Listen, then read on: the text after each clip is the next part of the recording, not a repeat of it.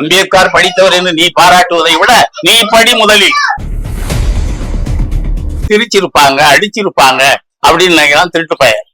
அப்படி எல்லாம் கிடையாது. இப்ப அதுக்கு சான்று இந்த நூல்.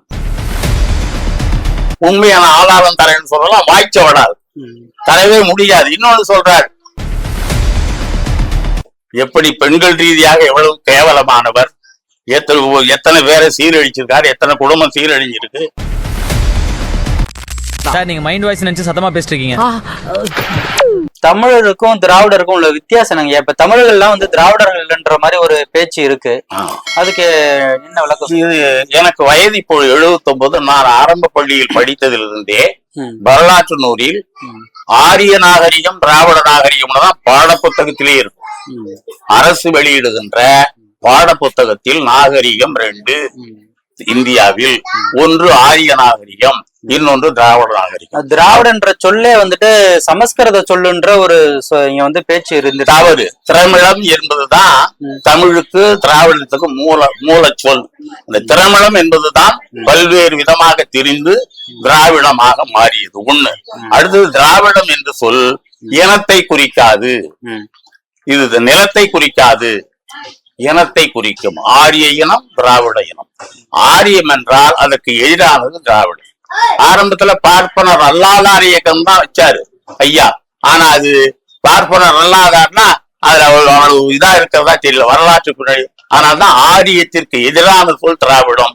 திராவிடம் என்றால் பார்ப்பனர் அல்லாதவர்கள், திராவிடர் என்றால் ஆரியம் என்றால் பார்ப்பனர்கள் மட்டிலும் என்ற அந்த அடையாளத்தை மக்களுக்கு சரியாக வரலாற்று ரீதியாக உணர்த்த வேண்டும் என்பதற்காகத்தான் அந்த திராவிடம் என்ற சொல்லை கையாண்டாரை ஒழிய அது அவர் மட்டிலும் அல்ல.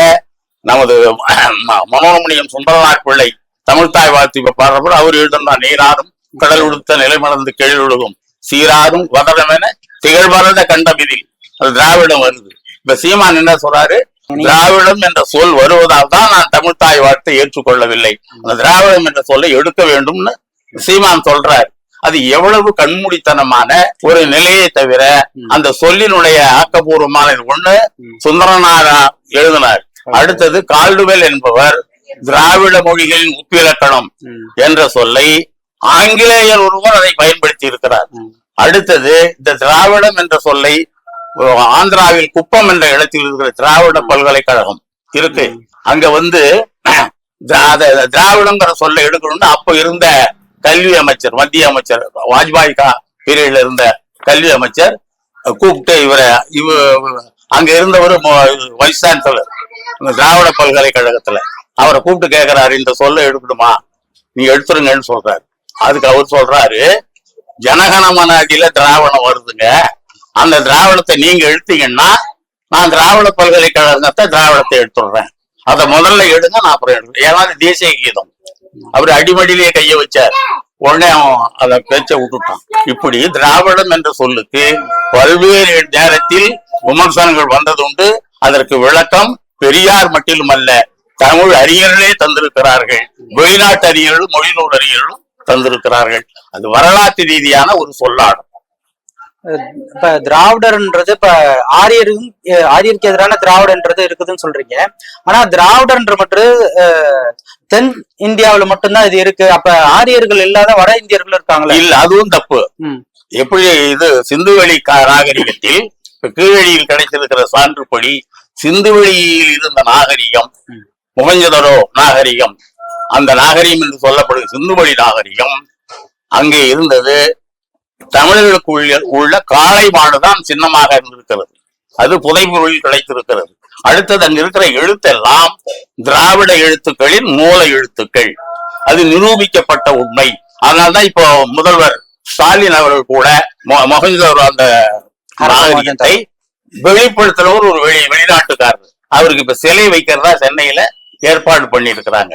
எனவே இந்த ஆரியம் என்பது வடக்கே, அது கைவர்பாளன் கணவாயிலிருந்து மத்திய ஆசியாவிலிருந்து வந்தேரிகள், கங்கையை தாண்டி கைவர் போலன் கணவாய் வழியாக வந்தேரிகள் ஆடு மேடு மேய்ப்பதற்காக வந்தவர்கள்.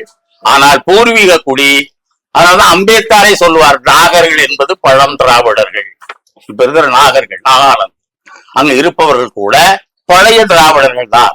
சோ இந்தியாவை உரிமை கொண்டாடுனா அது வந்து நாகர்கள் தான். அந்த நாகர்கள் யாருன்னா தமிழர்கள்னு. ஆமா, பழந்தமிழர்கள் அவர்கள் பேசியது நாகமொழி என்று நிரூபிக்கப்பட்ட உண்மை. இதற்கு ஆதாரமாக இப்பொழுது இருக்கின்ற கீழடி தொல்லாய்வில் பல உண்மைகள் வெளிப்படுகின்றன. அதை நிரூபித்தால் அதுதான் இப்ப கூட அறிவிச்சிருக்காரு செம்மொழி இதுல ஐயா ஸ்டாலின் அவர்கள்.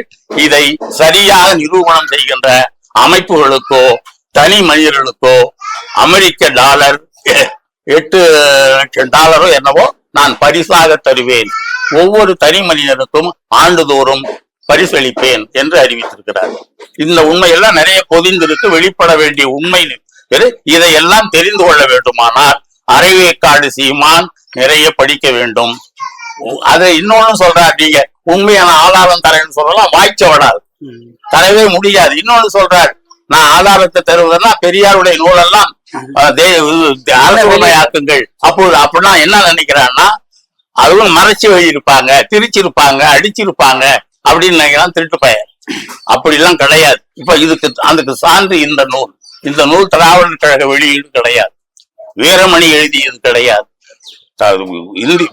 அகில உலகத்தில் இந்தியா வெளிநாடுக்காக 67 பேரிடம் பேட்டி கண்டு அவர்களுடைய ஆய்வு கட்டுரையை வாங்கி ஐயா வீரமணி, இங்க ஆணைமுத்து, இன்னும் பல தமிழர்கள் அந்த திராவிட இயக்கத்து முன்னோடிகள்லாம் அதை தொகுத்து வரிசைப்படுத்தி வெளியிட்ட நூல் பெரியார் இன்றும் என்றும். இத முதல்ல படிக்க சொல்லுங்க. வேற திராவிடர் கழகம் வெளியிட்ட நூலையோ ஐயா ஆசிரியர் எழுதிய நூலையோ நீ எடுத்து படிக்க வேணாம், இது மாதிரி எழுதி படிக்க சொல்லுங்க. அதே மாதிரி பெரியாரை பற்றி நிறைய ஆய்வு கட்டுரைகள் வந்திருக்கு, வெளிநாட்டுக்காரர் பல மொழிகள் இருக்கு, அதை வாங்கி படிக்கட்டும். அந்த சீமானுக்கு நான் வேண்டுகோளாக வைக்கிறேன், இதையெல்லாம் படித்து விட்டு நீ வீதிக்கு வா, பேசு, உன்னால் நிரூபிக்க முடிந்தால் நிரூபி. அதற்கு பதில் திராவிடர் கழகம் தெளிவாக சொல்லும். தமிழ் இருக்கிறது என்றால் அது தங்க கிண்ணத்தில் வைக்கப்பட்ட மலத்திற்கு சமம். அம்பேத்கர் படித்தவர் என்று நீ பாராட்டுவதை விட நீ படி முதலில். பெரியார் வந்து தமிழ் வந்து இழிவுபடுத்திருக்காரு, கொச்சைப்படுத்திருக்கிறாரு. ஆனா அவர் என்ன மொழியை நீ பேசியிருக்கிறாருன்னு ஏன் அவர் சொன்னார்னா, இதுக்கு ஒரு ஆதாரம் சொல்றேன். எப்படி பெண்கள் ரீதியாக எவ்வளவு கேவலமானவர், எத்தனை பேரை சீரழிச்சிருக்காரு, எத்தனை குடும்பம் சீரழிச்சிருக்கு. மேட்டை வெட்டி பள்ளத்துல போட்டா தான் சமத்துவம், பள்ளத்தை வெட்டி மேட்ல போட்டா அது படுகுடி.